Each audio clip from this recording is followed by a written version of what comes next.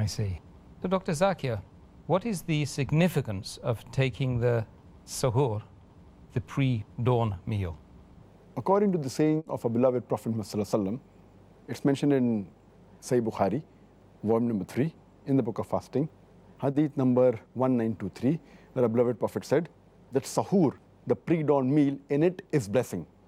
It's mentioned in Sahih Muslim, volume number 2, in the Book of Fasting, Hadith number 2413, that it's mentioned that the difference between the fasting of the Muslims and the people of the book, the Ahle Kitaab, the Jews and Christian, is the taking of the Suhoor, the pre-dawn meal.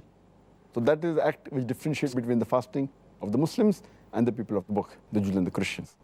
It's mentioned in the Silsila As-Sayyah, volume number 3, Hadith number 1045. Our beloved Prophet Muhammad said that blessings are found in 3 things. One is the Jama, that is a congregation. The 2 is At-Tarid, that's a sort of a food. And the 3rd is the Suhoor, the pre-dawn meal.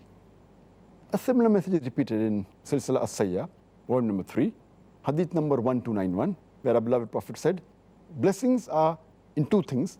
One is Suhoor, and one is a just measurement, that is while weighing. And there are several hadith in which our beloved Prophet ﷺ, he is talking about Suhoor, that in it is blessing and it is better for the Muslim Ummah. It's also mentioned in Sahih al-Jami, volume number 1, Hadith number 3683. One of the Sahabas enters the house of the Prophet when he's having his Suhoor, and the Prophet says that in the Suhoor is a blessing, so do not leave it. And a similar message is given in Musnad Ahmad, where the Prophet said that Suhoor is blessed, so do not leave it, even if you have a gulp of water.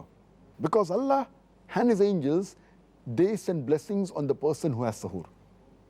And similar messages are given in several Sahih Hadith, including Sunan Abu Dawud, volume number 2, Hadith number 2337, where a person enters when the Prophet is having his Suhoor, and the Prophet says that have Suhoor, it is a blessing for you.